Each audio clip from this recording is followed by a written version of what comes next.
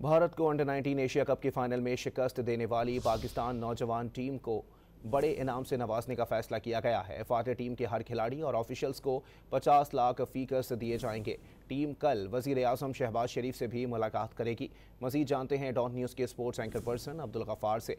गफ्फार, बताइएगा मजीद क्या क्या नवाजिशात होंगी?